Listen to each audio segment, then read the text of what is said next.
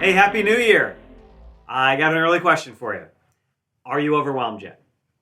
It's like New Year's Day, but are you overwhelmed yet? And here's what I wonder if you're overwhelmed by. All of the promises in a new year to help you have a great year. If you do this in 2023, if you set these goals in 2023, if you want to change your life, if you want to change this, if you want to change that, it feels like there's lots of promises.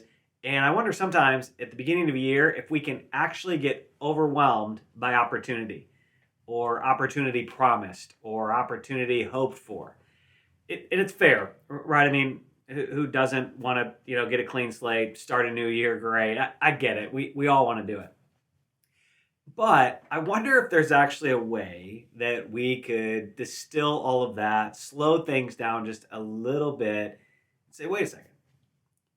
If there really is a Jesus who loves me, and there really is a Jesus who is doing good things in my life, instead of getting overwhelmed by all the other opportunities and all the other promises, what if I could just partner with him in a new year to grow with him, to be more in line with him, to be more aware of his presence, to partner a little more clearly with what he's up to in my life? And really, all that takes is maybe what we would call a little bit of, for lack of a better word, focus. Now here's the deal. Like, all of life requires some level of focus, right?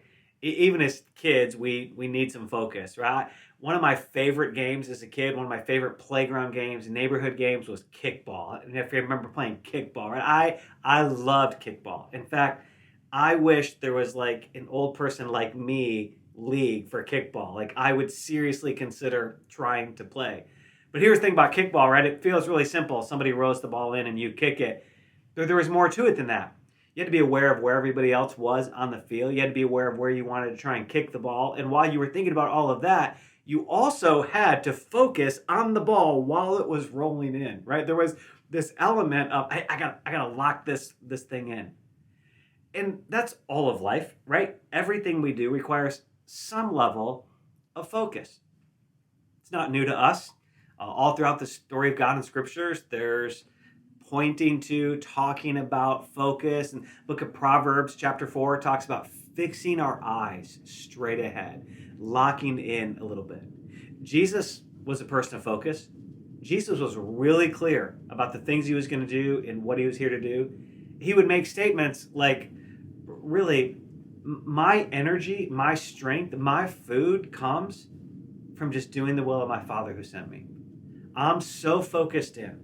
In fact, and then he would say after that, I actually can't do anything that the Father's not doing and hasn't invited me to do.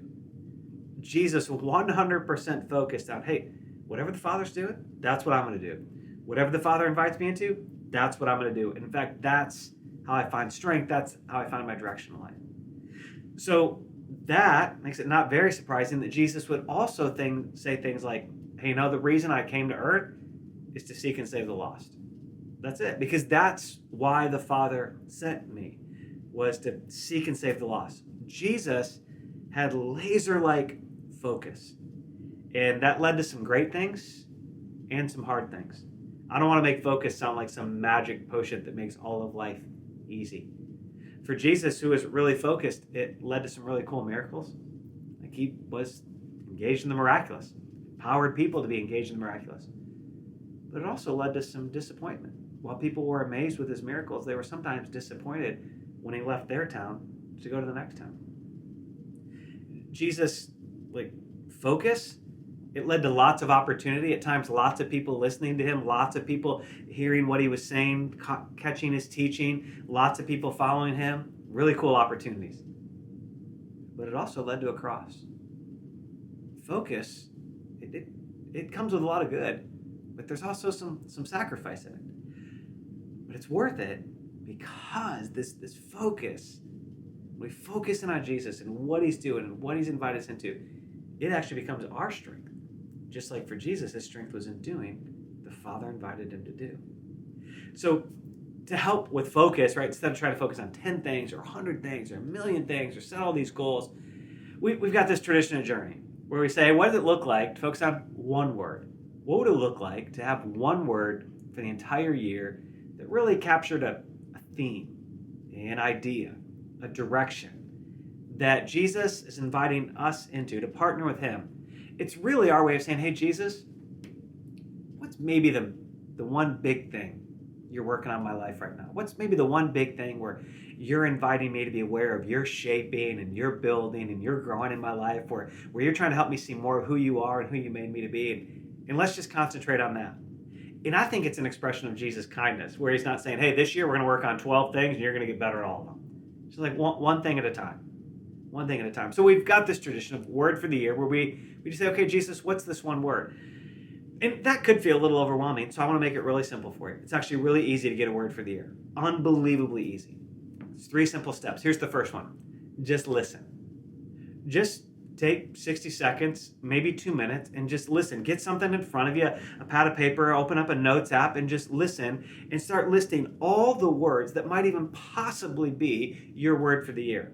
Could be words that sound really spiritual, like faith and trust and hope and prayer. It could be words that don't sound anything like that, like go or move or movement or engage. Or one time, one of the most powerful words I ever heard about was a gal who had the word Geronimo. And for the next year, she just said yes and jumped full-heartedly into everything Jesus invited her to. It's a huge year of growing trust. And so the word could be anything.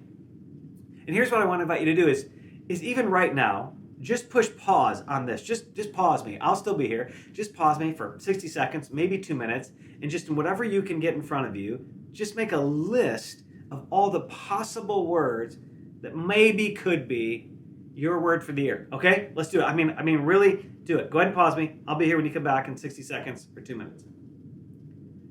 Okay, see, I'm still here. Let's keep doing this thing together. You've got this whole list of words in front of you on a pad or a paper or a Post-it or a notes app in your phone, whatever it is. So you've listened. Now here's the second part. Once you've listened, just pick one. Just pick one. What if I pick the wrong one? Just pick one. It's okay. Just pick one. What word seems to maybe stand out the most? What's got the most of your interest? What's piqued your intrigue just a little bit? Just pick one. Just circle it, underline it, highlight it. Pick one. Here's the beauty. If you get to the month of February and you're like, that was the wrong word, it's okay. Just pick a different word. It's okay. There's all sorts of grace in it. We're not trying to do something perfect. It's not a perfect formula. We're just trying to listen and then move with Jesus. So just pick one. You listen, you pick one. Even right now, again, circle it, underline it, highlight it, whatever it is, pick one. For right now, that's your word for the year. And then the third thing is just go. Just go. Just move. Read about that word, listen about that word, pray about that word. When you read the scriptures, just listen for it, notice it. Where does the theme emerge? Journal about it, have conversations about it, ask other people about it, listen in. Just be aware. Just go and live inside that word, constantly aware of where Jesus might be in that theme, doing really good things in your life. Listen for one, pick one, and then just go. Just move in it a little bit. It's the power of focus and partnering with the goodness of Jesus. Your word. That's just your word. Now, some years, we have a word for journey. Not every year, we don't force this, but some years we have a word for journey where we say collectively, this is our word. This is the theme which Jesus is inviting us into for this year. For 2023, we have a word. It feels really clear to us, this is the theme, this is the direction. And that word is really simply build. Just the word build. Now, rest assured, some of you who might panic when you hear that, it doesn't mean we're going to build a building. It doesn't mean we're going to build. What it really means is we're going to let Jesus do some building in us. Build is a theme in Jesus' life, in his ministry. He actually said, hey, look, I'm actually going to build my church, which is people like you and me, right? We're his church, followers of Jesus. I'm going to build my church. And when I build my church, it's going to be a force to be reckoned with. It's going to have an impact. We will literally move against the gates of hell, and the gates of hell won't be able to withstand the church, won't be able to prevail. It's part of why Jesus is building his church. A little later into the New Testament of your Bible, you get things like being built up in maturity, growing, continuing to grow, rooted and built up in love. And Jesus just inviting us this year to say, hey, look, I want to build you a little bit. I want to reach into your core and I want to build some things. And so for the next year, we're going to partner with Jesus in his unique shaping in this year, his unique shaping of us for his service and for his mission. He's going to be the builder. He's going to be the one that will mold us for his mission. And that'll look like some things. We'll create some environments. We'll talk about that in the days ahead. But here's what want you to know going in. Is that it comes with a lot of excitement. Anytime Jesus wants to build something, we want to be a part of that. Anytime Jesus tried to build something, we want to be a part of that. In us collectively, individually, as families, we want to be a part of that. And as much as it comes with excitement, let's acknowledge on the front side, it also comes with some sacrifice. Much like Jesus and his focus came with opportunities and some costs, some miracles and some disappointment. For us, when we partner with Jesus in this theme of build, it will come with some sacrifices. There's this unique principle that gets played out over and over and over again in the scriptures. Jesus likes to use analogies with things like seed.